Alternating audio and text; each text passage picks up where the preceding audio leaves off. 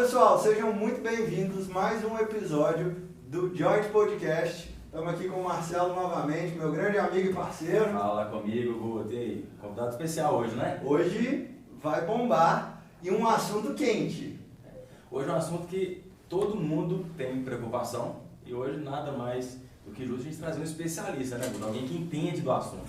Exatamente. Quando a gente vai falar aqui de empreendedorismo, de carreira, isso tudo tá ligado ao quê, pessoal? Tá ligado ao nosso corpo, nossa capacidade de produzir. E o especialista que a gente trouxe aqui hoje, super respeitado, Dr. Lucas Penchel, muito obrigado pela disponibilidade. Mestre, doutorando, com vários títulos. Eu vou até, para apresentar o Dr. Lucas aqui, eu vou citar um story que eu vi ontem no seu Instagram, que se o pessoal ver lá, eu acho que vai resumir um pouco. Depois vocês olhem, gente, a parede do escritório dele não cabe mais título. Então, se a gente fosse falar todos os títulos aqui, ia ficar uma hora só falando. Obrigado, viu, Dr. Lucas, pelo tempo, pela disponibilidade sua de estar aqui. Espero que a gente consiga ajudar aí a galera falando nesse tema tão importante, né? Que é o nosso corpo, nossa saúde. Seja bem-vindo. Obrigado pelo convite, um prazer imenso. Para a gente falar de um tema que particularmente eu gosto muito, onde a demanda no mercado tem crescido absurdamente, principalmente após o Covid, né? Nessa quarentena, onde tudo praticamente fechou, a vida das pessoas mudaram, novos sintomas apareceram do pós-Covid, né? E sintomas esses que impactam diretamente na qualidade de vida e, consequentemente, na performance física e mental. E quem é que consegue produzir bem, não performando bem fisicamente e mentalmente, né? Então a gente viu empresas quebrando, negócios mudando, famílias separando ou se unindo, enfim. E hoje a gente tenta ajudar inúmeras pessoas, não somente de Belo Horizonte, mas do Brasil inteiro, de forma online. E espero contribuir muito aí, trazendo essa temática e passando coisas simples, práticas e bem objetivas para o pessoal que está acompanhando a gente aí, já poder entender o que pode estar acontecendo com o seu organismo e, consequentemente, resolver, solucionar isso. Perfeito, perfeito. Para a gente começar, doutor Lucas, queria, assim, até brevemente mesmo, conta um pouquinho da sua história pra gente, como que você começou. Hoje você está à frente de uma clínica, né, com vários profissionais atuando, então você tem prática mesmo, né, em tudo que a gente vai falar. Mas como que foi o início da história do Lucas? Então, cara, eu sou natural de Belo Horizonte, né, mas eu fui criado em Teófilo Otoni, né, Vale do Mucuri, uma região bem pobre, né, mas muito aconchegante, próximo da Bahia, por isso que eu tenho um sotaque mais puxado. E tive a infância, a pré-adolescência e adolescência até o fim do curso de medicina, eu convivi com sobrepeso e obesidade. Então essa história de oscilação do peso, né, eu convivi com isso por uns 25 anos da minha vida. E não tive pai médico, mãe médica, irmãos médicos, alguém que influenciasse, foi um desejo realmente desde de novo, né?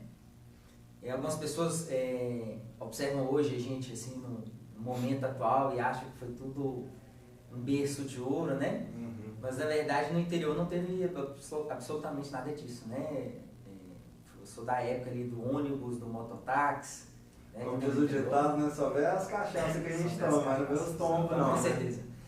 E comecei a trabalhar com 16 anos e 16 anos eu fiz um estágio, né? Tipo um menor aprendiz na época, onde eu vendia capinha de celular, carregador de celular e era cartão, né? Na época, para recarregar o celular. Era um Nokia. Na época todo mundo só tinha um Nokia 5125.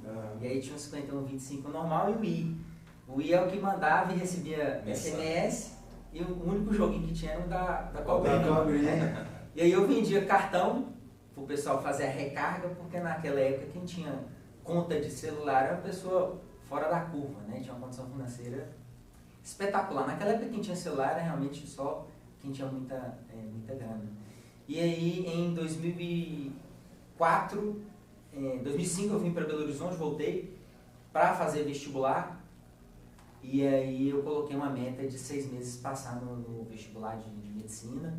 Naquela época já era muito concorrido, né? Hoje ainda mais, mas eu acredito que hoje o perfil qualitativo caiu muito, né? Hoje tem muita gente querendo fazer curso de medicina para agradar os pais, ou buscando sucesso, autoridade, enriquecimento, que são coisas que para acontecer não depende do curso, e sim da pessoa. Perfeito. E naquela época, em 6 meses, eu passei, iniciei minha jornada. Entrei na faculdade com 23 anos e muitos aprendizados, né? E durante a faculdade, cara, eu tinha uma namorada, né, na época, uma namoradinha, e fui pai. E aí, antes de formar na faculdade, eu fui pai. E aí foi um dos maiores aprendizados da minha vida, se não foi um maior deles. Eu desesperei na época, né? E foram os momentos que eu mais aprendi na vida, porque naquela época ser pai aí com 21, 22 anos, isso em 2009, era algo muito atípico, né? Hoje tem pai solteiro, mãe solteira, enfim, hoje é muito mais comum. Mas naquela época eu tive que me virar, né? E eu lembro muito bem meu pai quando soube, ele falou assim, olha, você fez, você cria, né? E eu tive que me virar. Um amadurecimento forçado. Cara. Eu fico pensando por mim, hoje eu tenho 2, mas o meu primeiro nasceu, eu tinha 29, quase 30, já foi um baque, imagina com 23. E é muito diferente, né, cara? Total. 23 para 30 Total. é uma fase que a gente amadurece muito, cresce. O homem demora mais para... Pelo menos eu, nessa época, 22 anos, eu estava na época de calorada, sabe? De sair final de semana, ficar contando os dias para ir para balada. E aí, cara, isso foi um impacto muito grande, porque a carga horária da medicina é muito intensa. E aí eu tinha que sustentar uma criança.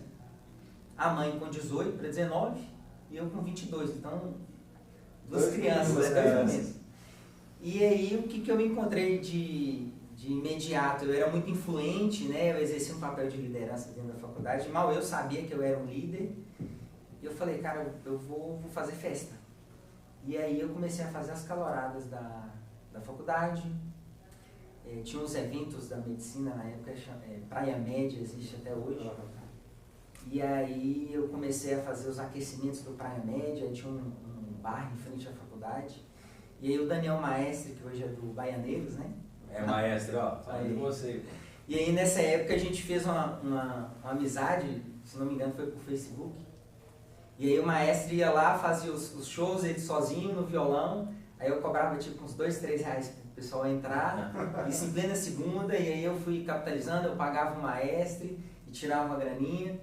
Fui para a porta do Marista, do Chevrolet Hall, eu ia nas sextas e sábados, comprava ingresso a 25, 30 reais e vendia show do Titãs, Zeca Pagodinho, Zé Cabaleiro, Paralamas, enfim, todos os finais de semana, né? Então eu comprava aí com um mês e meio de antecedência e no dia eu praticamente vendia pelo dobro, né, esse ingresso e acabei conseguindo comprar todas as coisas que eram necessárias aí durante essa fase. E logo de imediato, quando eu formei em 2011, e em 2011 eu formei em dezembro, quando em janeiro eu já não mexia mais com festa, né, porque realmente aquele ali foi um pé de meia. Mas o grande detalhe nessa época é porque eu aprendi muito sobre venda, eu aprendi muito sobre quebra de objeções, sobre negociação, sobre persuasão.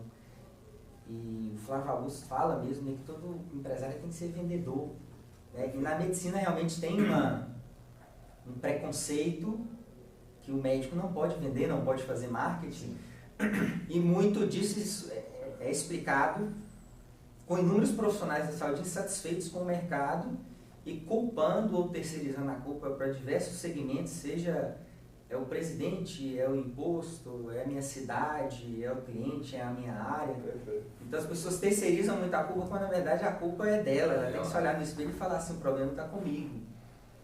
E quando fui entrando no mercado de trabalho, eu já tinha vendido coisa de celular, já tinha sido cobrado, tinha sido funcionário, tinha metas, né? E quando eu fui entrando no mercado, eu tinha criado um network muito grande por conta dos eventos, conhecendo grandes produtores de eventos aí em Belo Horizonte. Eu já havia feito festa grande com a Nenete para 3, 4 mil pessoas, eventos com o Tim Sawyer, com o pessoal na época do Axé Brasil, aquecimentos do Axé Brasil, na época no Chalezinho.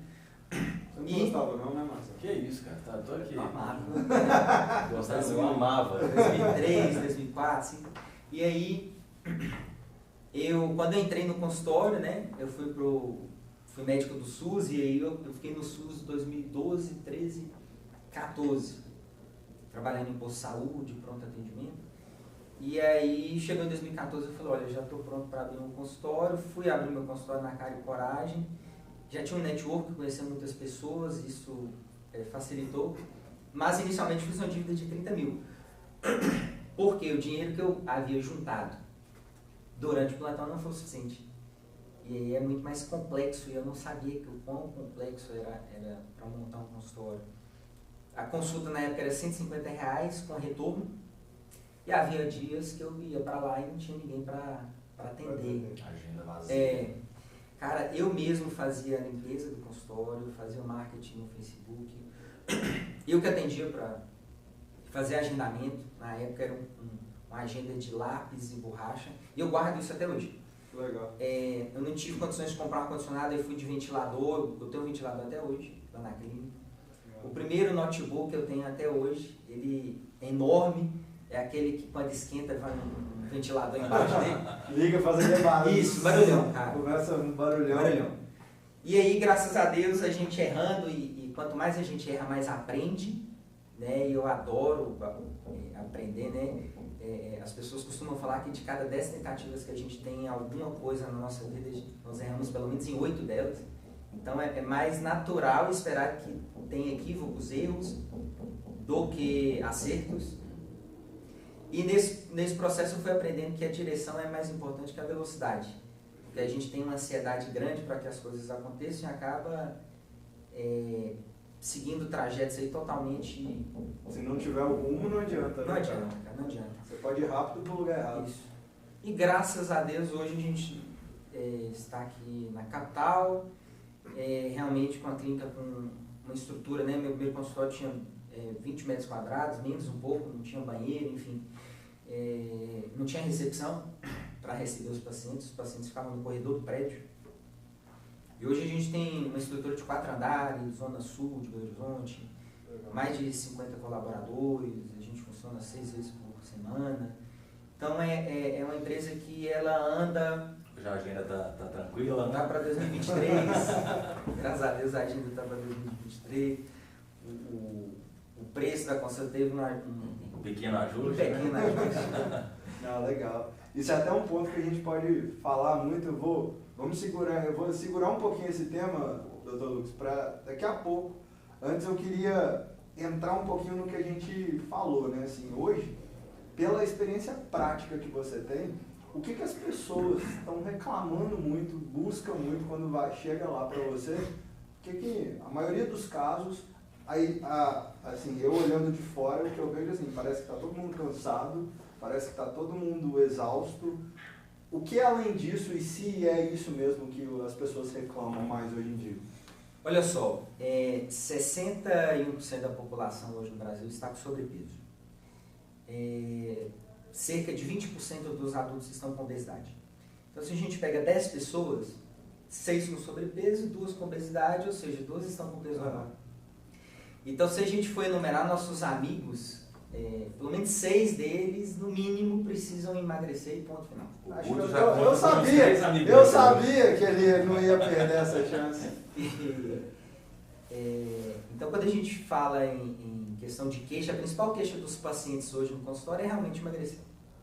Durante o Covid, o Brasil foi o país que mais adquiriu peso em todo o mundo.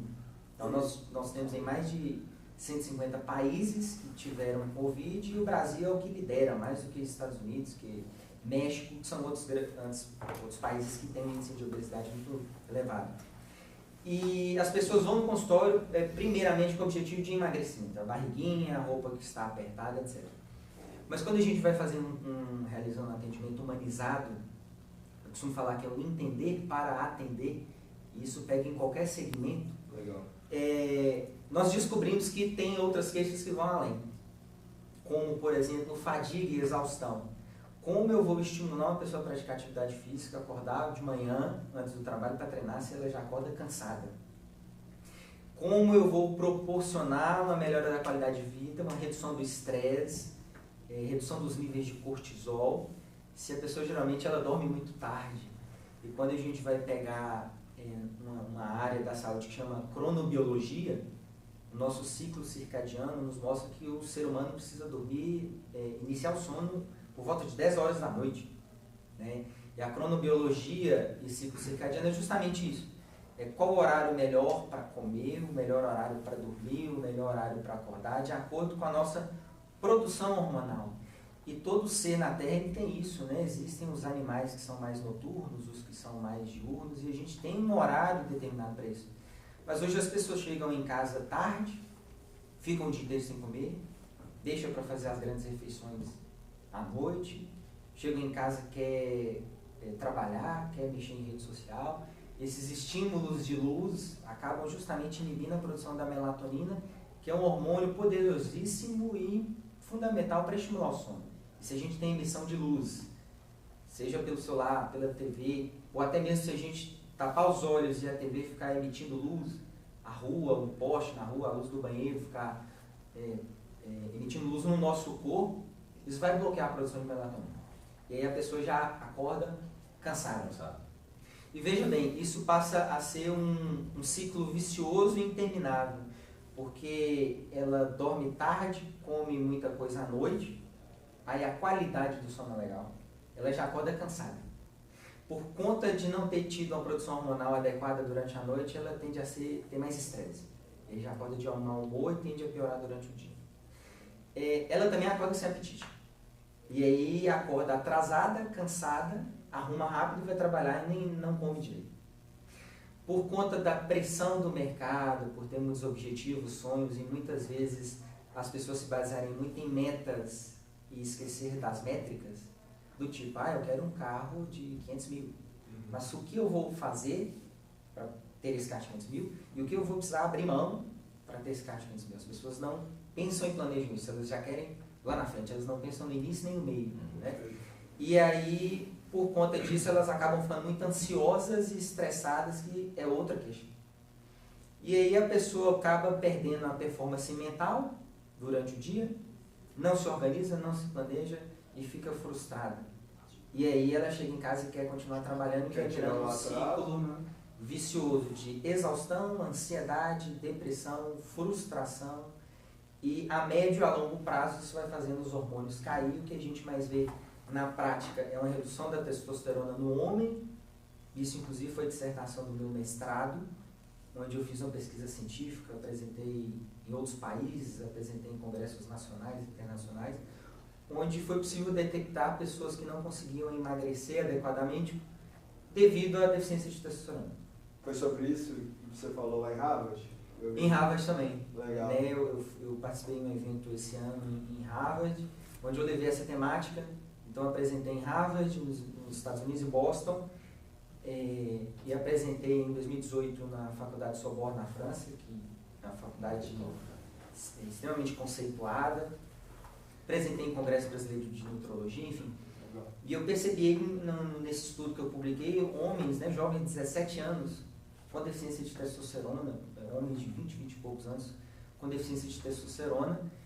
E o que me chamou muita atenção, porque veja bem, um rapaz utilizando medicamento para disfunção erétil, né, o que a gente chama aí de Viagra, que é o sildenafil, com muita frequência. Homem sem ereção matinal e falta de ereção matinal é um sinal de deficiência de testosterona.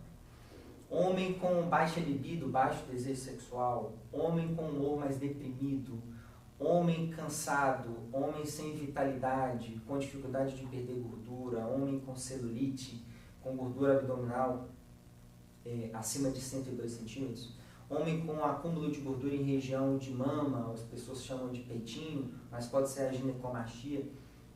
E quando eu falo isso, as pessoas falam, mas eu tenho. O outro fala, eu tenho, eu conheço. Mas eu vejo no clube, na praia, um homem com celulite, homem. Então a gente começa a perceber que é mais comum, muito comum do que a gente imagina.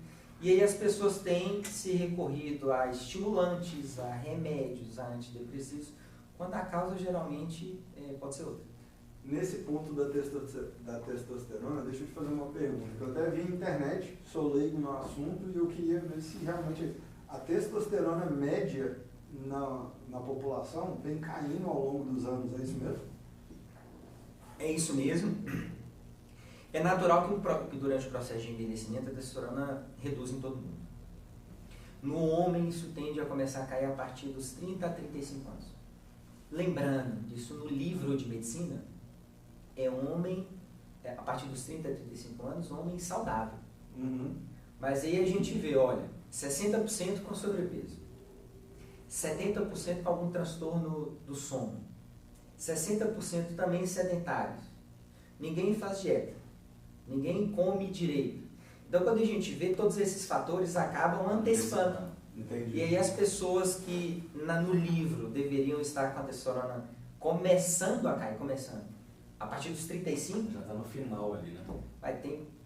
Eu falo, tem paciente que com 30, 35 anos chega para mim com a testosterona de 100, no exame de sangue, quando na verdade naquela época deveria estar com 700, 800.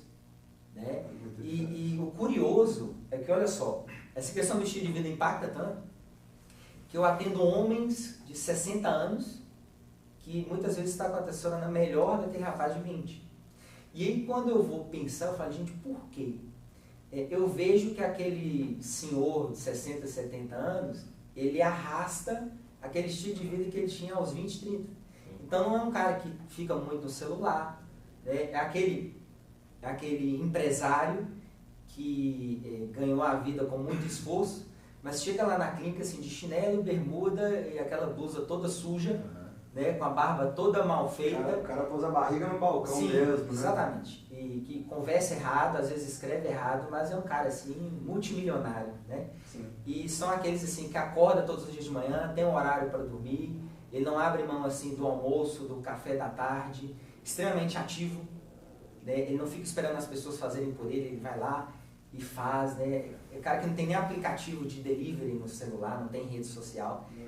São as coisas que eu começo a perceber e eu falo, poxa, um senhor aí de 60, 70 anos com a testosterona muito boa e um jovem com a testosterona baixa, né? O oposto.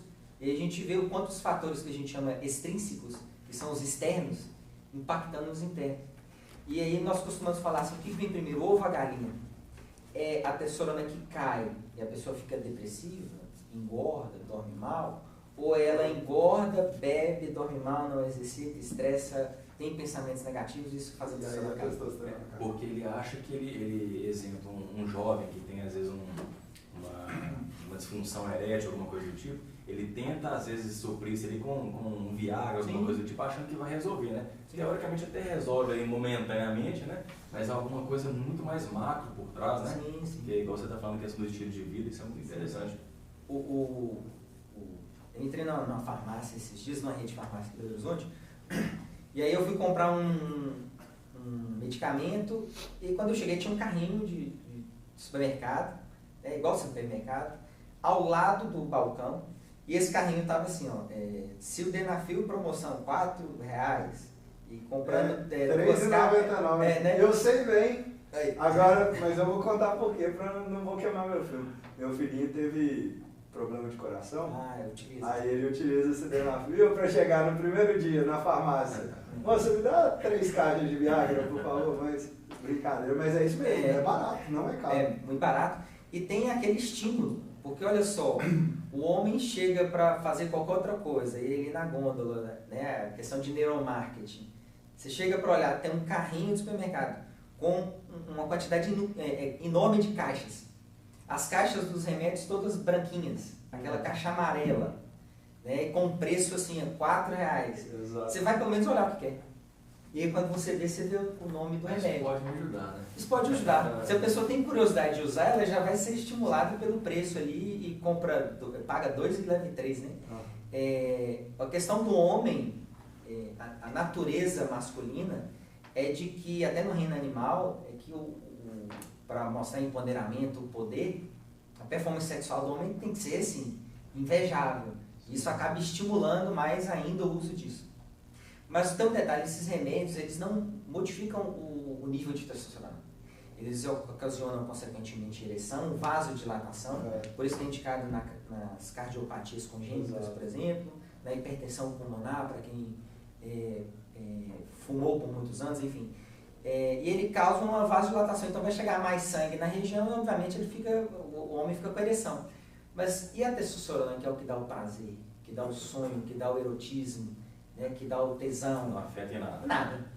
Que é aquilo de um homem, por exemplo, passar uma mulher e ele olhar, né? Tem até vídeos no YouTube, assim, menininhos de 10 anos, 11 anos, às vezes olhando assim para menininha, nem sabe o que é que está acontecendo, né? Isso aí é testosterona. Nesse ponto, doutor, você acha que o que a gente vive hoje em dia contribui para isso? Assim, você já falou da rede social, eu dou um exemplo muito, até me perguntaram um dia no meu Instagram, eu falei, uma das coisas que eu fiz quando minha esposa engravidou, primeira coisa, vendi videogame. Porque, pela minha impressão de novo, quem é leigo, quem está vendo o que está acontecendo. Por que eu fiz isso? Estava conversando com os pais dos amiguinhos lá dos meus filhos no colégio, da escolinha dele. O videogame hoje, ele não tem fim, cara. Você pega na nossa época, eu tô com 34. Eu lembro que eu sentava para jogar Sonic com meu pai, domingo de manhã, a gente começava 8, 9 horas, na hora do almoço, você zerou, acabou o joguinho, era o vilão lá ao final e acabou. Hoje em dia não, esse negócio de ser online, de ter fase, e aí o que a indústria, por exemplo, de games começou a fazer, né? Tanto que criou o termo, né? Gamifica. Então você vai jogando, aí você tem que comprar a arminha tal para o seu boneco, comprar não sei o quê, e isso nunca acaba. Isso colabora muito para porque às vezes a pessoa senta ali, em vez de ir para academia, aí ela chega às 7 horas da noite em casa, dá 11 horas da noite, ela está jogando videogame. Além da rede social, além de tudo, aí você vem ver pornografia, vem junto nesse combo aí, isso tudo contribui, você vê que isso é um fator sim para isso? Ou não, eu viajei nessa hipótese? Eu tenho absoluta certeza que a principal causa é essa. Tem uma aula que eu dou para colegas da área da saúde, onde eu coloco a imagem preta e branca de uma escola. E aí nessa imagem preto e branco tem aproximadamente umas 200 crianças e uns 10 professores. E aí é uma imagem muito provavelmente ali da década de 80 e 70. Nessa imagem tem mais de 200 crianças e uns 10 professores, que é visível, nítido.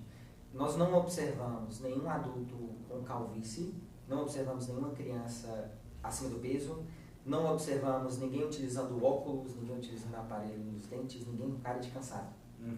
Eu tenho 3 filhas, hoje são 3. Aniversário delas, as crianças, a maioria está acima do peso. A minha mais velha fez aniversário tem umas 2 semanas. E aí eu fiz lá no sítio, aí tem uma piscina lá, menininhos com celulite, com gordura em região de mama, isso acaba atrasando o desenvolvimento sexual, inclusive são coisas que eu atendo hoje, menino de 15, 16 anos, mas com genitália, né? No caso assim, com órgão sexual de 10. Então atrasa o desenvolvimento sexual, nascer pelo, etc, sabe? E nas mulheres isso antecipa. Né? Então, menininha de 9 anos menstruando, com 10 anos com o corpo de uma pré-adolescente. E nessa imagem fica muito claro e evidente isso. E aí eu começo a pegar fotos assim, dos meus pais, meus tios, e até mesmo no Google, se você digitar, Rio de Janeiro, década de 90, os próprios jogadores de futebol, tudo cabeludo. Né? Então você vê no futebol, eu estava assistindo um programa televisivo domingo, ele mostrando a Copa de 82, foi segunda-feira, aquele Bem Amigos, né? E aí, Copa de 82, todo mundo falando assim, não, foi a melhor seleção. E eu fiquei reparando como o pessoal todos os jogadores extremamente magros e a seleção do Brasil, todos com cabelo grande. Era impressionante, todos com cabelo, assim, alguns batendo ombro. Né? Aí Renato Gaúcho, dentre outros com cabelo grande. E hoje a gente pega, por exemplo, a própria seleção, já tem jovens com calvície. Né? E quando nós vamos tirar foto da família no Natal, no Réveillon, tem um tio ali que está deitado, com olheira, né? Não, preguiça. Tem gente que utiliza a barriga para explorar o controle remoto, né? Hoje é normal roncar. Então, assim, muito por conta dessa questão da industrialização, né? Tem uma pesquisa nos Estados Unidos que mostra que 80% dos pais de crianças acima do peso não sabiam que os filhos estavam acima do peso. Então o problema começa por aí. 80% dos pais, então de cada 10 pais... nem sabiam que tinha um problema, não. né? E todos eles foram questionados. O seu filho está acima do peso? Sim, não. 80% falou que não. Não, é saudável, isso é saúde. Então assim, não, é bonitinho, é gracinha, é fofinho. E os pais, né, e aí eu me coloco nisso, não consegue, muitas vezes a gente acaba cedendo, né? A um choro, a uma carinha triste. E aí até um texto que eu li recentemente, que falava a respeito disso. Então, se a gente ficar mimando nossos filhos por causa de choro, etc., ele vai nascer um adulto, né? Ele vai desenvolver um adulto mimado, que quando tiver precisando de dinheiro, ele vai chorar. Né? E a gente justamente tem que ensinar como conquistar. Então, nós não estamos educando nossos filhos. Né? E, coincidentemente, ontem, a minha mais novinha me mandou um áudio, eu estava no trabalho e falou assim, papai, deixa eu usar o Bibi, é o Bico, né? Por favor. Aí ela mandou outro áudio em seguida e falou assim, se você não deixar eu usar o Bibi, eu não vou te amar mais. E aí eu falei com a mãe dela, eu falei assim, não vai usar, não pode usar, porque se ceder agora, ela vai naturalmente ela vai utilizar isso como justificativa. Exato. E o bico, no caso da criança, não é saudável, né? Os pediatras falam, os odontólogos falam, e os fonoaudiólogos falam. Isso muda uma questão de palato, enfim. E aí faz os dentes ficarem separados, faz a criança dormir de boca aberta, infecção de via... Então, sinusites, asites acontecem com mais frequência, aumenta a predisposição de excesso de peso, muita coisa uma tragédia. Só para o menino calar a boca ali. Exatamente. Exato. Isso daí eu estava discutindo também, né, com outros pais. Você vê como, por exemplo, a minha área, né, de investimento. Aí fala, quando a criança é muito nova, você tem que ensinar sobre dinheiro.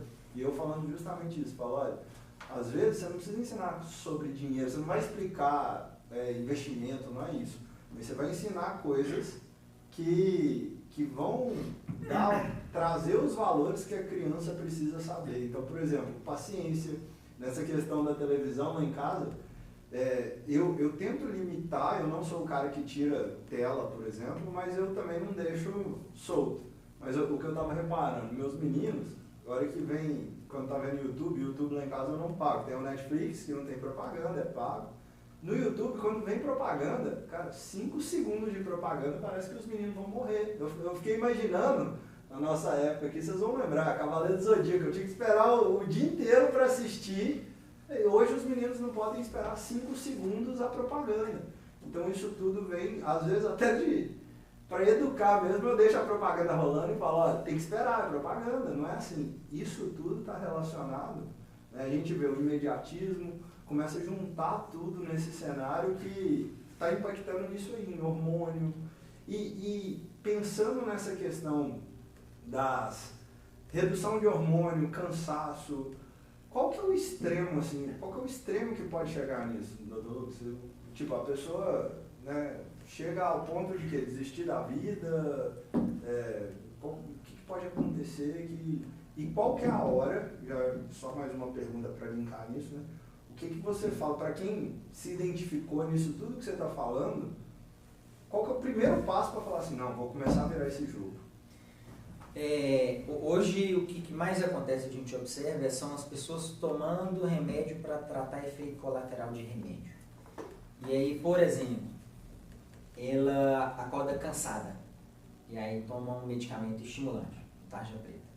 E aí ela está resolvendo o problema do cansaço. Mas aí ela fica tão estimulada que não dorme. Aí volta no médico, toma um remédio para dormir. E aí ela toma um remédio para dormir e esse remédio vai alterar o peso, ela começa a engordar. Aí ela vai no médico e começa a tomar um remédio para emagrecer. E aí o remédio para emagrecer começa a causar refluxo. Aí ela vai no médico e toma um para dor no estômago. Porém, esse remédio para dor no estômago dificulta a absorção de vitaminas. Aí o nível de ferro, vitamina C, B12 começa a cair. E com isso o cabelo cai. Aí vai em outro médico e toma um remédio para queda de cabelo. Porém, o remédio para queda de cabelo, ele impacta na libido. e aí vai em outro médico para tomar um paralipídico. Virou um ciclo aí interminável. A primeira pergunta que eu falo para as pessoas é o que eu falei anteriormente, entender para atender. Então, qual é a causa disso? A pessoa está, por exemplo, acordando cansada por quê?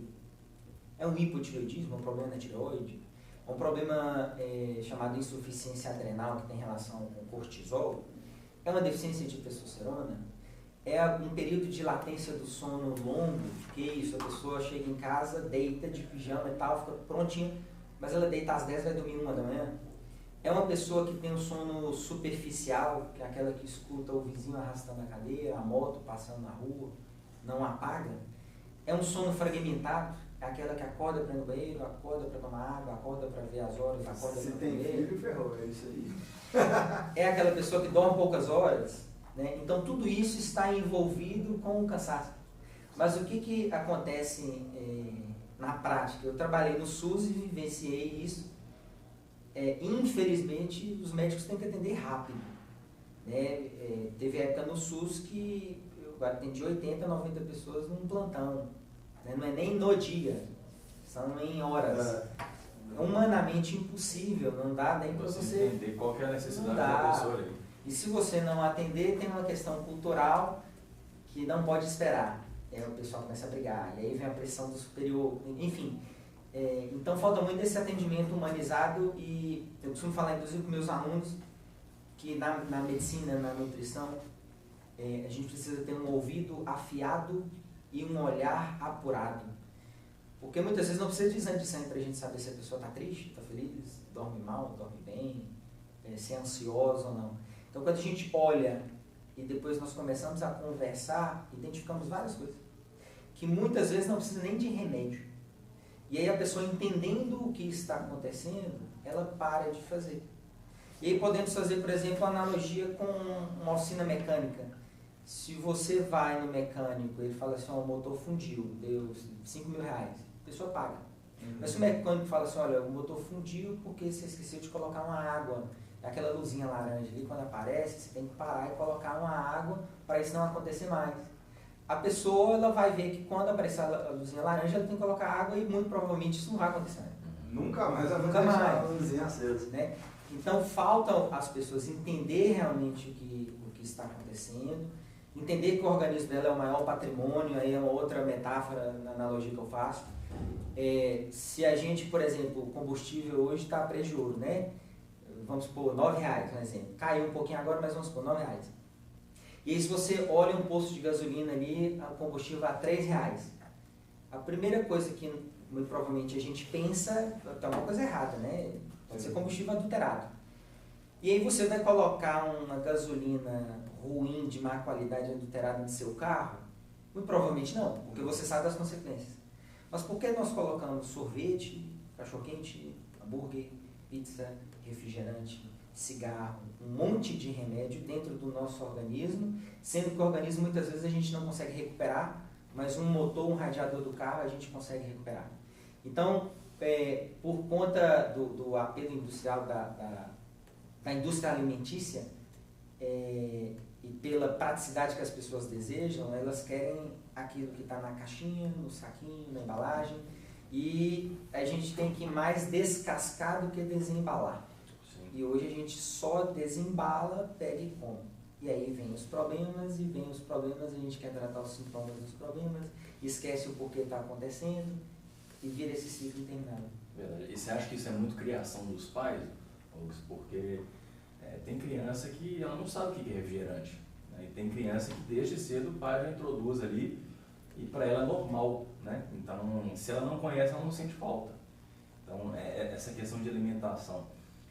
Você acha que isso faz todo o sentido no reflexo que vai trazer para um adulto, né? Porque as pessoas pensam que o adulto que começa a alimentar mal, né? Você já vem desde lá de trás, né? Olha só, as crianças, elas aprendem mais vendo do que ouvindo.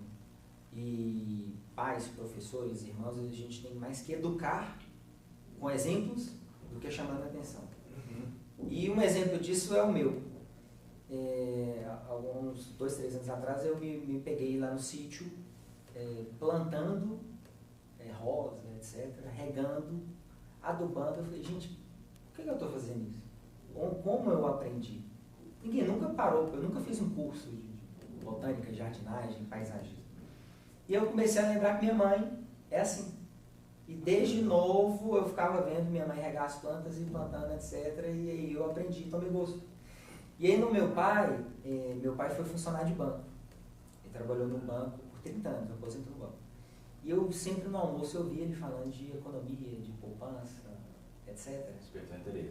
Despertei interesse e hoje eu era um perfil conservador, hoje eu sou mais arrojado, mas eu diversifico meus aportes, desde criptomoeda, desde investimento em banco no exterior, Legal. A renda fixa, né, seja letra de crédito, tesouro direto, e até mesmo em ações.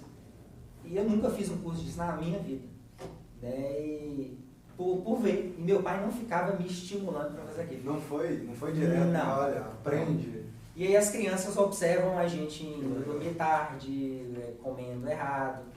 E muitas vezes os pais não tiram um tempo adequado para ensinar os filhos, né? E muitas vezes para resolver aquela diversão acaba dando um doce, entrega um videogame, fala assim, não, o menino está muito agitado, deixa eu dar um videogame. E a gente está deseducando a criança. E lá na frente isso pode ter consequência. Eu tô vendo que tudo que você tá falando, assim, acaba que eu tenho um certo... Eu concordo muito com isso na vida prática. Eu vejo assim, claro que a gente tem que evoluir, né, em vários pontos, e não que seja o contrário, mas às vezes a gente fazer um pouquinho mais lá, como os nossos pais, como os nossos avós faziam, às vezes é o melhor, né? Não, eu lembro, você está falando isso, o velhinho de 70 anos, que às vezes está com a esposa muito mais feliz do que o menino de 25, eu lembro do meu avô, cara, meu avô velhinho lá, todo dia saía para fazer a caminhadinha dele, e assim, a caminhada era puxada, ele andava uns 5 quilômetros todo dia, no ritmo dele, mas já velho, já debilitado, e ele ia fazer a caminhada. Então, às vezes a gente fica querendo reinventar a roda, né, cara? É o que você falou, toma um remédio, vai só aumentando esse ciclo. E aí, puxando um pouquinho já para a parte de gestão, Lucas, assim, você falou, né? Hoje você vê que chega um momento, falando especificamente de médico, de profissional da área da saúde, é importante uma hora a pessoa saber vender, saber gerir. Eu vi que esses dias você estava falando sobre isso num workshop que você fez, né? Então, assim, qual que é, aí pegando o Lucas agora, gestor, administrador, como que você aplicando isso tudo na sua vida, você sentiu muita diferença, cara? Você se sente mais produtivo, você se sente mais... Você consegue dar esse gás mesmo, que é o que acho que todo mundo quer no final das contas, né? O quanto isso impacta na sua vida pessoal? O médico, tudo na vida tem um lado bom e ruim.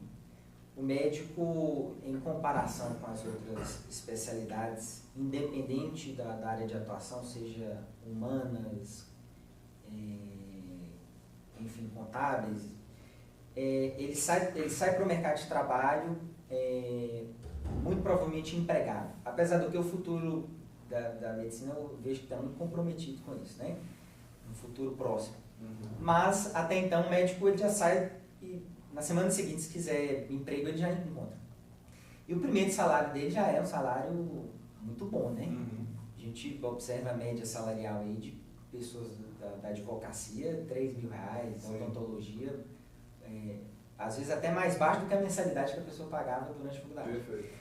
E na medicina, um médico, dependendo da sua carga horária, ele já consegue, no primeiro salário, 10.000, 12.000. Né? O grande detalhe é que ele depende 100% da sua mão de obra.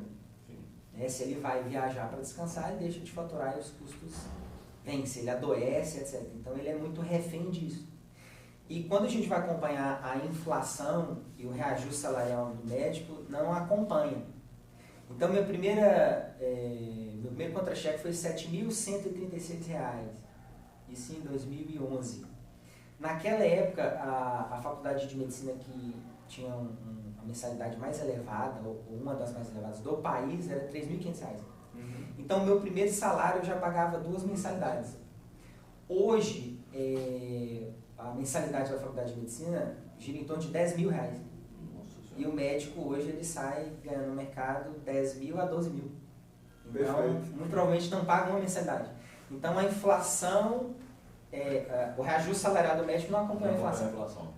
Naquela época, eu pagava a mensalidade e a sobra ainda dava para sustentar e viver muito bem. Hoje, mal dá para pagar a mensalidade. E pensando nisso, né, eu falei, meu Deus, eu preciso criar uma forma de o dia trabalhar por mim, eu preciso criar braços, diversificar isso aí, para que eu não passe esse aperto. E aí, eu diria que inicialmente 90% do meu conhecimento foi através de network. Né? Eu saí fora da caixa e parei de andar com o meio médico. Eu comecei a andar com pessoas muito melhores que eu. E aí um grande amigo bancário.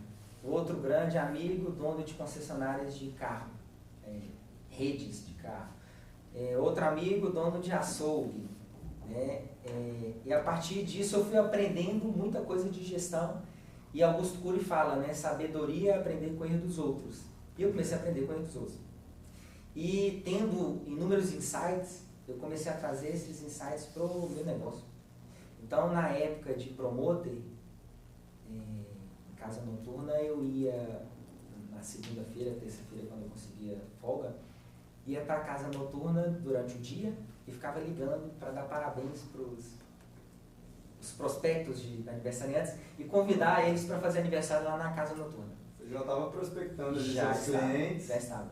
E eu falei, gente, por que eu não posso colocar isso no meu negócio?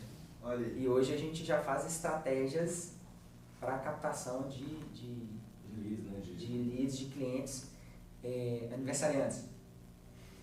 A questão da primeira impressão, de estrutura, de experiência do cliente, né?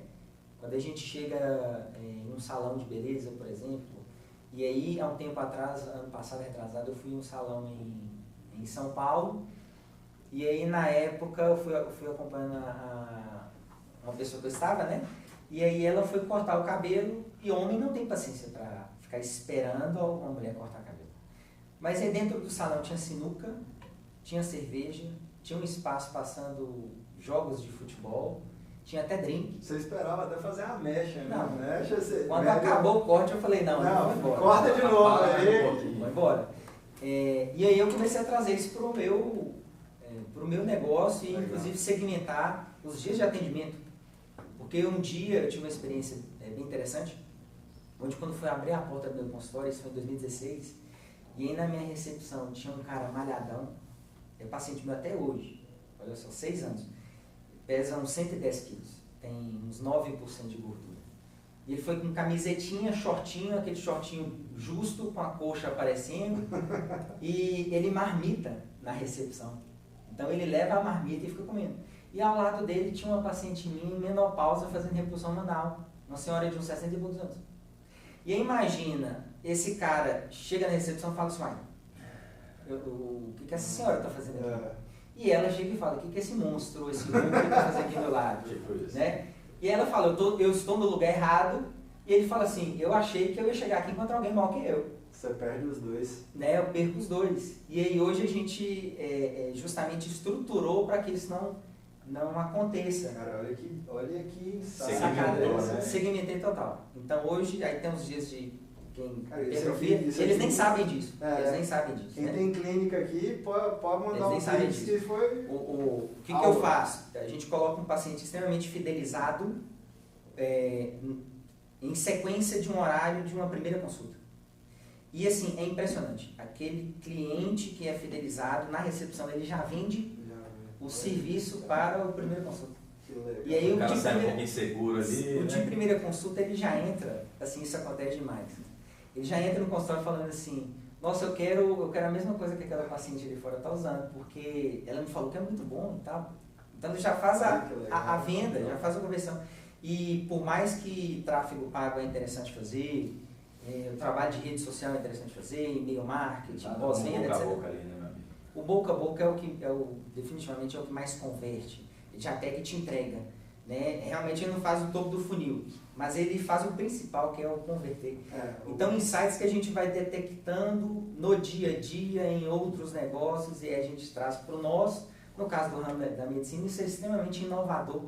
Então, pequenos detalhes, desde aromaterapia, essência, desde o manobrista, abrir a porta do carro, já chamar pelo nome e falar assim, você vai no Dr. Lucas, é no Dr. João, é na doutora Karen, e já leva para o elevador e direciona. A gente muda totalmente a experiência, e quando nós agregamos muito valor ao serviço prestado, a gente aumenta o preço. Perfeito. E aí a gente sai de uma consulta de R$150 para uma de R$1.950 para o ano de 2023, o que é algo totalmente fora da curva, né? É claro que o profissional de saúde tem que ter didática, ele tem que ter conhecimento, né? Porque para resolver os problemas, as dores, você tem que saber diagnosticar e tratar. Mas o diferencial realmente é isso. E aí uma outra analogia que eu faço, a mulher, ela não compra uma bolsa da Chanel para ser bolsa. Né? Tem bolsa de Chanel R$50 mil, que é desse tamanho, que não cabe nada. Celular. Mas ela vai utilizar aquela bolsa num dia tal, em um jantar tal, quando vai tirar a foto do jantar, a posição da foto tem que mostrar a bolsa, e a roupa dela inteira tem que ser combinando com a bolsa. Um homem compra um Rolex, e quando alguém pergunta as horas, ele pega o celular. É verdade. Olha as horas. Mas o empoderamento, o poder, a experiência que aquele Rolex causa é impressionante. Homem, quando começa a ganhar um pouco de dinheiro, ele quer comprar carro. E comigo foi assim. E aí eu comprei uma Porsche conversível, com teto retrátil e tal. Ele era tudo, menos meio de transporte. Porque olha só, cabia eu mais uma pessoa. Eu tenho 3 meninas. Já não fecha a porta, né? O bagageiro dele é mala para uma pessoa. Não cabe mais. Né? O consumo dele de combustível é uma coisa absurda. Você tem que sair de um posto e ir para outro. Sai de um já vai para o outro. Você já sai, já vai no rumo. É um carro extremamente baixo. O asfalto em Belo Horizonte tem buraco em todo lugar e quebra-mola em todo lugar. E quando você passa um quebra-mola e não vê direito um buraco, você bate a cabeça dele, porque ele é baixinho. Mas a sensação que ele te passa, a primeira impressão, eu só ia para reuniões com o carro. Né? Para jantar em Você chega com 1,95 m nela já. Exatamente. Né? Exatamente. Então essa questão da experiência é o que a gente tem que passar para o nosso cliente em qualquer ramo. Então são diferenciais onde o médico tem que sair um pouco, o profissional de saúde, daquela questão de laboratório, de livro. Isso é o primeiro ponto. Mas precisa ter esses adicionais. Perfeito, ótimo ponto. E às vezes, eu não sei se você concorda comigo, Lucas, a gente vê muito médico, cara, isso aí, muito não, né? Mas a gente vê alguns médicos que, igual você falou, ele sai ele forma, ele teoricamente já teria acesso a uma renda bacana, só que eu não sei se por conta de uma premiação para ele mesmo, porque ele vem, enquanto ele está estudando, ele está no perrengue, né? Porque ele não ganha uma grana para poder se manter tranquilamente. Quando ele forma, ele nem começou a ganhar ainda, ele já pegou um carrão, já quer comprar uma casa, já quer viver um padrão que ele imagina ter, né? Ainda não chegou esse momento. E hoje a gente vê muito médico endividado, cara, que ganha 40, 50 e gasta 70. Olha só, 1/3 dos médicos hoje no Brasil tem financiamento. Aí eu dou mentoria, faço mentoria para médicos e eu vejo que 90% não sabe o que é um DRE, demonstrativo de resultado de exercício. Quando eu falo DRE, exame, o que é? É coisa básica, né? É um contador, você não está falando do documento contábil, né? E aí você falando isso, eu lembrei de um colega, uma vez eu fui palestrar em um evento que chama Petya Kuchan, e esse colega meu, ele comentou isso e eu mal percebi que eu havia feito isso. É a questão do mindset que foi construído quando eu via o meu pai mexendo em máquina de datilografia, pegando lápis e colocando o que gastou, o que entrou, quanto que pode gastar, mexendo em ações. Eu lembro uma vez que ele falou assim, nós vamos viajar para Natal, no Nordeste, com o dinheiro que eu ganhei nas ações. Que legal. E aí, quando eu fui perceber, na minha turma de medicina, eu fui o único ou um dos únicos que durante os 3 ou 4 primeiros anos eu fui construir gordura. Enquanto os meus colegas, e quem falou isso foi um amigo meu que percebeu, eu não havia pensado nisso. Estavam comprando carro, viajando para a Europa, etc. E minha primeira viagem internacional foi 4 anos depois de formado. Então fomos ali com 23 para 24, com 28, por aí. Eu não tinha ido nunca nem na Argentina, no Chile, nem nada. E a primeira viagem internacional foi assim. E aí eu fui construindo justamente essa gordura e hoje é muito consciente e natural essa questão de o que eu posso gastar, o que eu não posso gastar. E aí o médico, ele forma, o profissional de saúde, enfim, forma e fala assim, eu tô ganhando 10 mil, não, maravilha. Aí ele fica endividado. E ele fala assim, nossa, se eu ganhasse 15 mil, seria o melhor dos mundos. Aí ele passa a ganhar 15 mil e continua endividado. Né? Continua endividado. Ah, não, tem que ser 20 e 25. 25 eu resolvo minha vida. Eu começo a ganhar 20 e 25 e está endividado. Então eu recebo médicos na mentoria que estão ganhando 60 mil por mês endividado. 80 mil por mês endividado. E médico que ganha 15, 10 e está com sobra financeira. Sim, apesar de ser raro, infelizmente. E aí aquela questão, né, de alinhar a expectativa e fazer planejamento financeiro que é fundamental. As pessoas estão muito acostumadas de comparar a sua história com a dos outros. E aí encontra alguém que está com carro do ano, casa do ano, etc. Ela quer acompanhar, mas a sua história, naquele presente momento, é insuficiente para acompanhar. E ela acaba se endividando, fica buscando sensações extremistas a curto prazo, né? Sim. Então, assim, compra o carro, aí fica alegre, aí passa um mês, já está no carro, já tem que buscar outra coisa para ficar feliz, né? E a felicidade muitas vezes estão em coisas muito simples, né? Muito simples que a gente não percebe. Ontem eu estava fazendo uma reflexão e anotando assim, as 5 coisas que me deixam mais felizes no âmbito pessoal, no âmbito profissional. Legal. Eu fiz isso ontem. E aí, porque eu estou traçando novos objetivos. E se eu quero conquistar isso aqui, o que eu preciso começar a fazer agora é abrir mão. Então eu estava fazendo isso ontem. E aí quando eu coloquei as 5 coisas que me deixam mais felizes, eram coisas do tipo assim, ir para o aeroporto sem saber para onde que eu vou, compro uma passagem ali e vou para um lugar sem rumo. É acordar de manhã e fazer uma caminhada lá na Bandeirantes, 8 horas da manhã, numa quarta e tomar um sol. Coisas assim que não precisa de muito. Não é o Porsche. Né? Uma passagem para o Rio de Janeiro, saiu promoção semana passada, R$300. Né? Uma caminhada na Bandeirantes, eu não preciso nem de carro. Da minha casa eu saio caminho, coloco um tênis e vou. Então, assim, coisas simples que trazem muita felicidade e a gente, os valores, né, estão muito... E olha como é que linka com tudo que você falou no início, né? De uma pessoa que está assim, você tem menos ansiedade, você consegue dormir na hora certa. Volta, aquilo tudo que a gente falou lá no início, você está tranquilo. Né? Eu tenho um paciente, um desembargador, ele está com 98 anos, desembargador aposentado. Aí ele aposentou em 1996.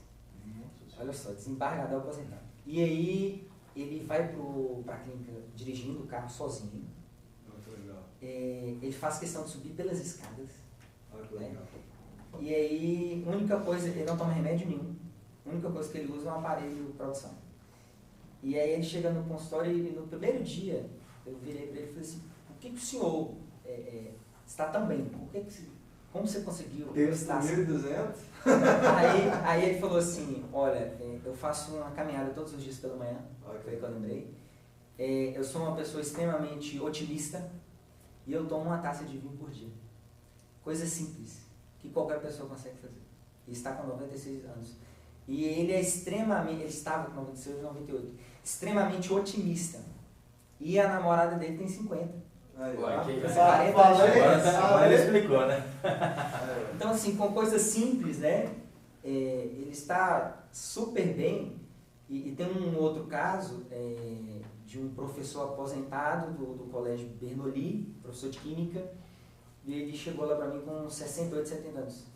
Eu falei, quais são os seus objetivos? Ele falou assim, eu quero começar a me preparar para o meu aniversário de 100 anos.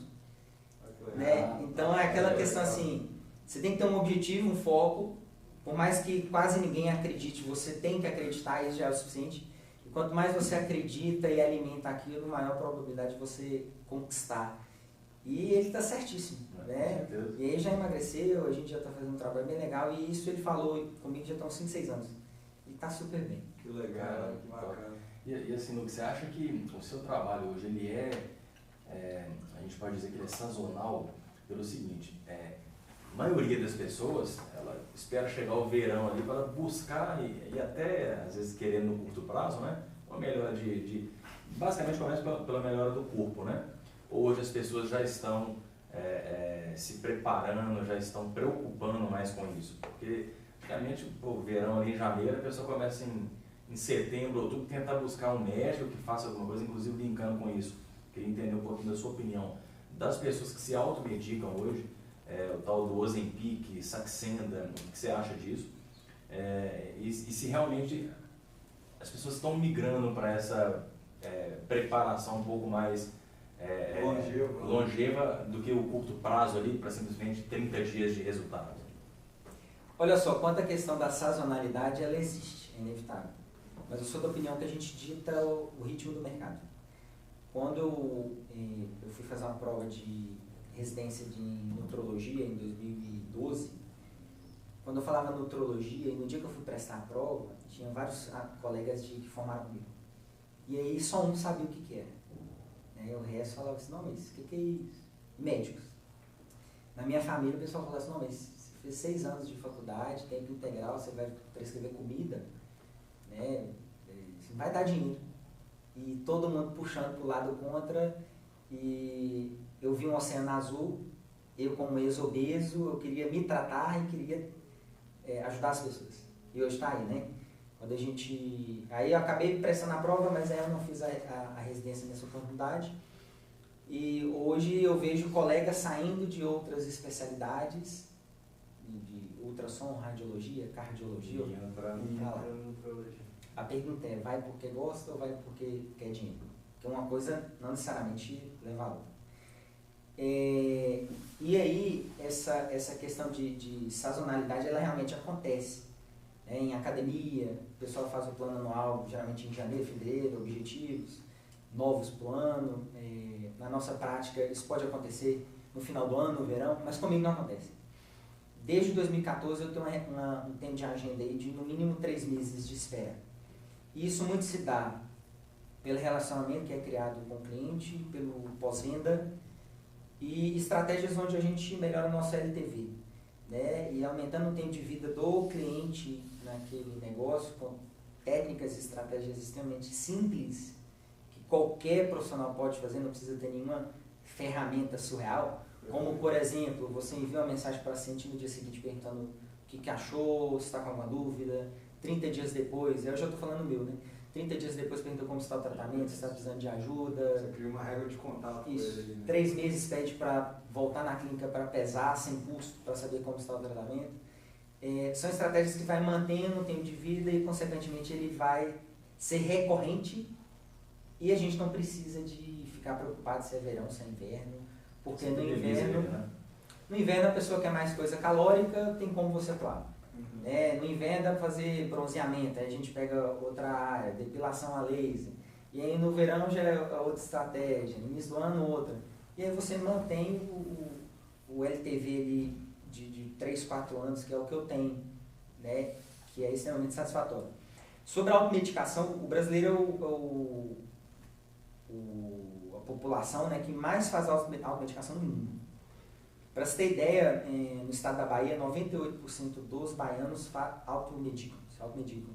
Em Minas Gerais, pelo menos pela última informação do IBGE, é o estado que tem menos automedicação. Mas o menos é 55%.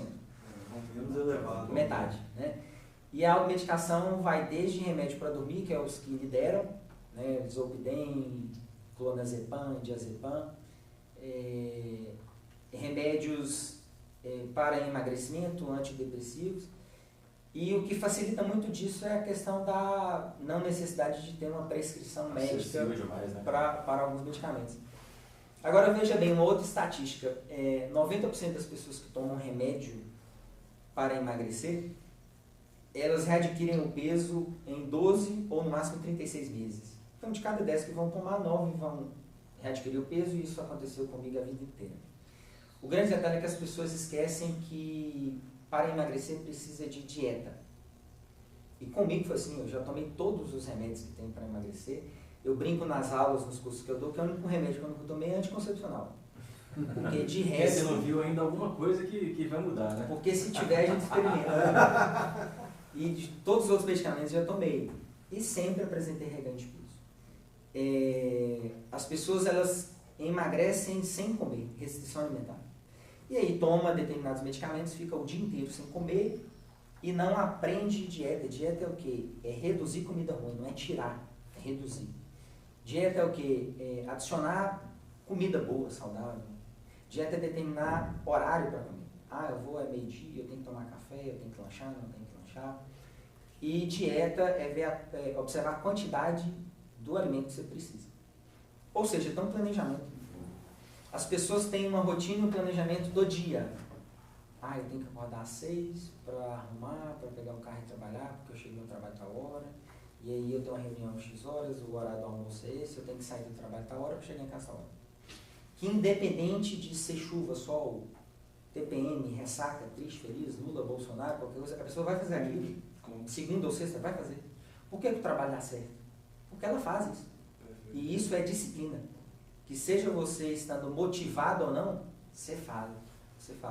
Na dieta não, o dia que está triste é uma, sexta é uma, na segunda é outra, feliz é outra.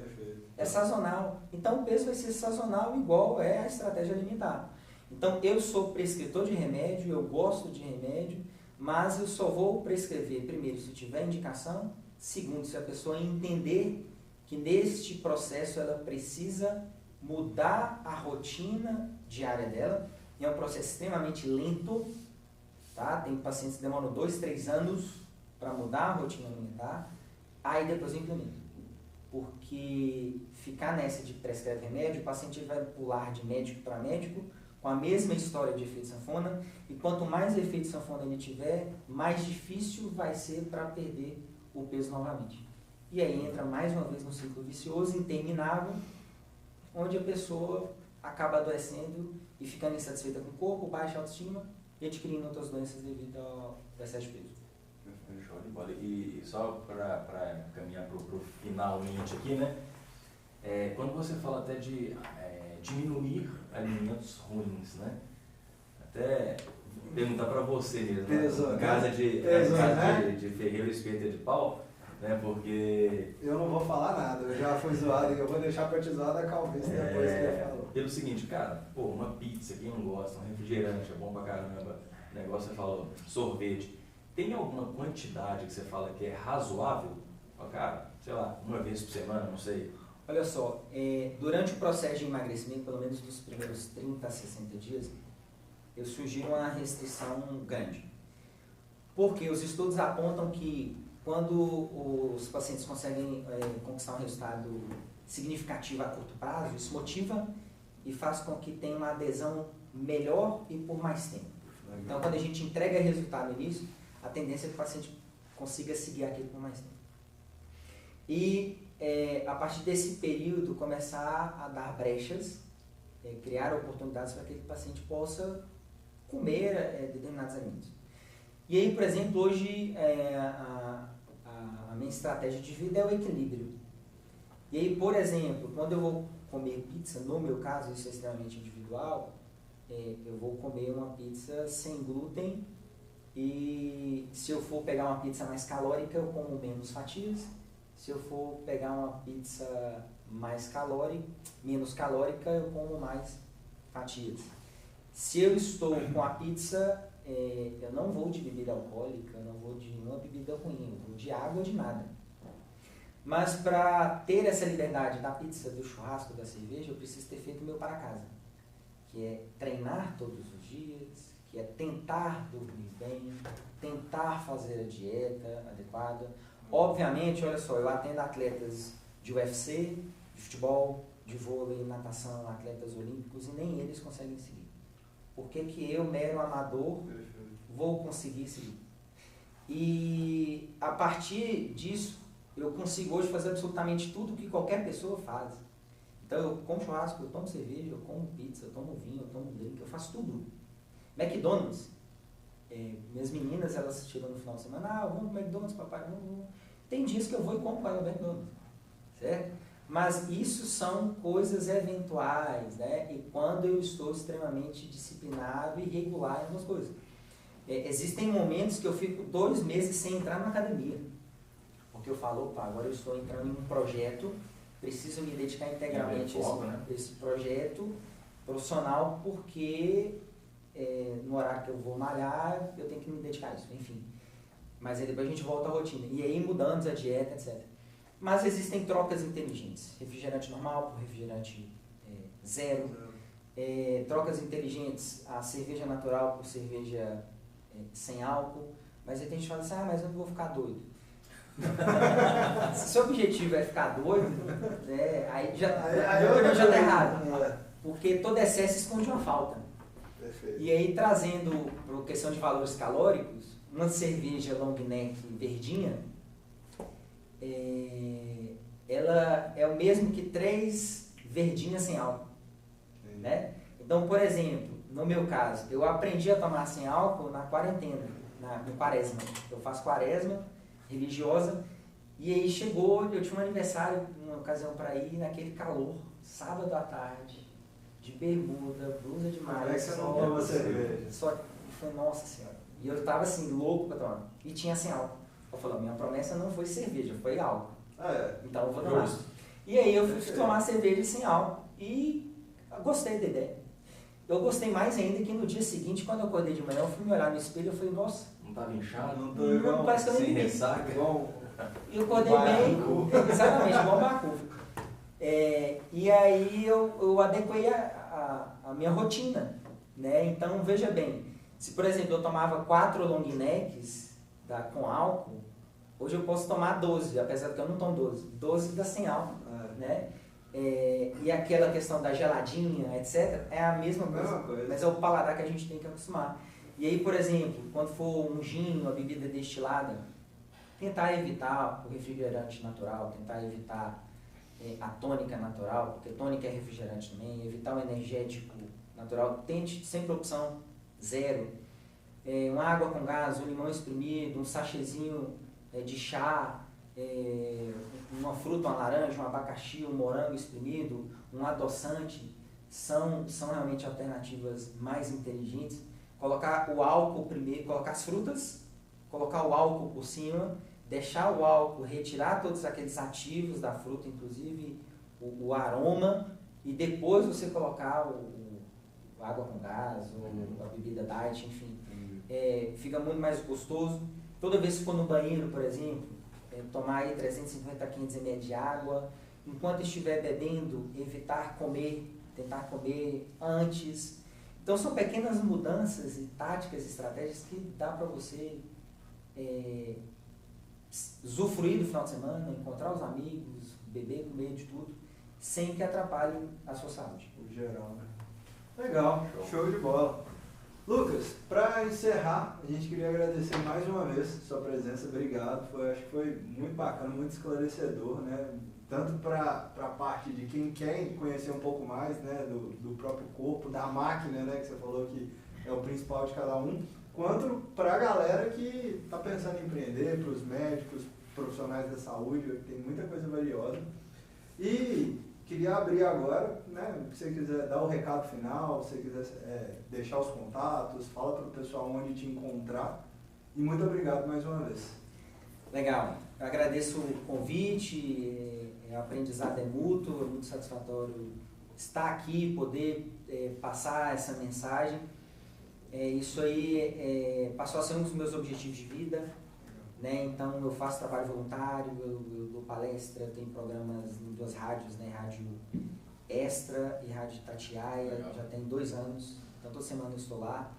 E eu faço isso por livre e espontânea vontade, sem ganho nenhum financeiro, porque eu acredito que conhecimento ele não deve ser guardado. E ajudar profissionais da saúde a conquistar os sonhos, ajudar as pessoas a mudar o estilo de vida, isso para mim é o mais gratificante, sem sombra de dúvidas. Para as pessoas aí que têm objetivos de vida, realmente não desistir, saber que a gente vai pensar em desistir, então eu até hoje tenho dias e momentos que você fala assim, vou deixar isso para lá, vou largar a mão. Mas com a resiliência a gente começa a se fortalecer ao lembrar a nossa história. Então nunca esqueça da sua história, de onde você veio, os apertos que já passou, como você conseguiu reerguer, reconstruir. Eu em 2018 eu quebrei, né? Eu tinha um consultório pequenininho e aí fui para Bandeirantes, onde eu estou hoje. Achava que ia gastar um valor, gastei 4 vezes mais, então eu tive que vender a Porsche, tive que vender um monte de coisa. Nós estamos falando de 4 anos aí, 4 anos, Tive que fui trabalhar a pé, quebrei, fiquei no cheque especial, chegava na clínica lá para trabalhar, olhava o saldo da conta, menos 2.000, morria de trabalhar e aí no final da semana, na sexta, era R$800 negativo, fiz empréstimo, entendeu? Então assim, com todos esses erros a gente literalmente vai aprendendo, então nós vamos ouvir críticas, engolir seco, ouvir, respeitar e aprender. Fui entrar no mestrado depois de uma professora virar e falar assim: Lucas, você é muito inteligente, mas escreve muito mal. Eu falei, nossa, eu tenho que... Isso para mim foi terrível ouvir isso. E eu falei, eu tenho que aprender a escrever. E hoje eu tenho artigo publicado em português, em inglês, estou terminando a participação em um livro, né? Eu na faculdade era extremamente tímido para apresentar trabalho, então eu preferia fazer algumas coisas do que apresentar. E às vezes as pessoas debochavam. Tímido, não vou no grupo do Lucas, ele não apresenta e tal. E aí eu fui fazer curso de oratória. Então fiz curso de oratória na faculdade de Vargas, fiz coach para perder essa timidez. E hoje, olha só, estou aqui no podcast, programa em rádio, né? E na época isso doeu bastante. Na aula de despedida da faculdade, que a gente chama aula da saudade, o padrinho, né? Paraninfo, o pessoal chama. Ele foi perguntando, fulano, o que você quer ser? Urologista, ortopedista, cirurgião plástico. E aí quando ele me perguntou, ele não deixou eu responder. Ele falou assim, o Lucas vai ser promotor. E aí a sala inteira riu. E isso para mim foi extremamente vergonhoso. Eu fiquei muito tímido na hora, né? Eu falei, poxa, eu estou fazendo isso porque eu tenho conta para pagar, eu tenho pensão para pagar. E depois de um tempo, meu nome soa de forma positiva até hoje na faculdade. Como um dos mais bem-sucedidos aí da faculdade. A dona da faculdade, a reitora, né, a Unifenas, é uma instituição que tem mais de 40 anos, tem em várias cidades, e as donas são minhas pacientes. Né? Então, com tantas dores, eu não peguei raiva de ninguém. Hoje, por exemplo, encontro esse professor, já até falei isso com ele, e me serviu de motivação. E por último, dentro da faculdade, um professor neurologista, e eu já falei isso com ele depois, falei com ele inclusive esse ano, chama Ariovaldo, e eu estava no internato, né, quando a gente já está atendendo, e naquela época eu usava brinco, eu tinha uma correntinha, aquelas correntinhas que a gente usava naquela época, né? E aí nesse dia, quando a gente estava terminando o internato, eu estava sentado na maca, onde a gente já atende o paciente, uma perna na maca, por cima da maca, e outra perna tipo em pé. Aí, tipo com o braço assim na coxa, né? E aí o jaleco aberto, uma blusa toda estampada, aquelas bem coloridas, a correntinha, um brinco, e aí deviam ter uns 8 colegas na sala. E aí ele foi falando, você é bonito, parabéns, tal. Aí ele virou pra mim e falou assim, Lucas, você quer ser médico mesmo e tal? Porque a sua postura não é uma postura de médico, né? Sua roupa, sua vestimenta, isso acabou comigo na frente de todo mundo. Fiquei bravo, e isso me ajudou muito hoje a até trabalhar com visagismo, né? Então hoje minhas filhas, minha mãe, elas até brincam e falam assim, você demora mais para arrumar do que eu. Mas conta muito. Tá? Conta muito, a questão da impressão, né? A gente falou exatamente isso com a Vanessa aqui. Legal. E aí hoje eu, assim, tem que combinar com cinto, sem cinto, está na moda, não está na moda. Nossa. E isso mudou completamente, né? A apresentação, a primeira impressão é muito importante. Então todas essas foram dores, algumas delas eu chorei, algumas delas eu tomei raiva, que passou, né? E fez crescer. Então eu acho que todo mundo tem momentos como este na vida, respira fundo e pega um aprendizado disso e coloca em prática na sua vida. Acho que é o recado final, pegando esses exemplos. Mas aí não desistir nunca, né? Lembrar que as pessoas vão te jogar para baixo, etc. Mas o céu é o limite e ninguém pode falar não para os seus sonhos a não ser você. Acho que é isso. Show de bola. Acho que o aprendizado que fica é esse, né? Altos e baixos para todo mundo. Se não tiver essa oscilação, você tá morto, né? Então, show. Lucas, te agradecer demais aqui pelo seu tempo, a gente sabe tanto que é valioso. Foi uma honra pra gente aqui ter sua presença. Demais. E galera, pra te achar no Instagram aí, fala pra turma aí. É o @drlucaspinchero, é meu Instagram lá. Para os profissionais da saúde, vocês vão ver a respeito da minha mentoria. Eu recebo médicos do país inteiro todos os meses, tá? É um projeto chamado Médico Empreendedor, mas também faço consultoria em clínicas. Então hoje eu estou acompanhando 2 clínicas, inclusive a do Rio de Janeiro. Eu vou todos os meses para mudar totalmente todos os processos, as operações, questões de marketing, contábil, etc. E cursos para prescrição, exames laboratoriais, fitoterápicos, enfim. E para quem quer consultar, vai ser um prazer receber, mas hoje a gente tem uma equipe também super treinada, com toda a minha metodologia, linha de raciocínio, a mesma pegada, tanto de médicos como de nutricionistas que foram treinados por mim, capacitados por mim, e que vão entregar um serviço, um atendimento de extrema qualidade, te ajudar a resolver todos os seus problemas. O melhor disso por um investimento muito menor do que realmente é o meu. E convidar todo mundo para ir lá tomar um café, mesmo para quem não quiser consultar, vai ser um prazer receber. Eu tenho pacientes, eu chamo paciente, apesar de não ter consultado, que me manda mensagem na rede social: doutor, eu quero te conhecer. Eu falo: vem cá. Aí vai lá, toma um café, tira uma foto e tá tudo certo. Então, deixa as portas abertas para quem quiser ir lá conhecer também a nossa estrutura e bater um papo comigo. Show de bola. Muito obrigado, Lucas. Obrigado mais uma vez pela disponibilidade. Pessoal, a gente fica por aqui mais uma vez. Guto Moisés no Instagram, quem quiser, estamos à disposição. Quem ainda não segue, a gente sempre esquece disso, a gente tem que falar. Sim, né? senhor.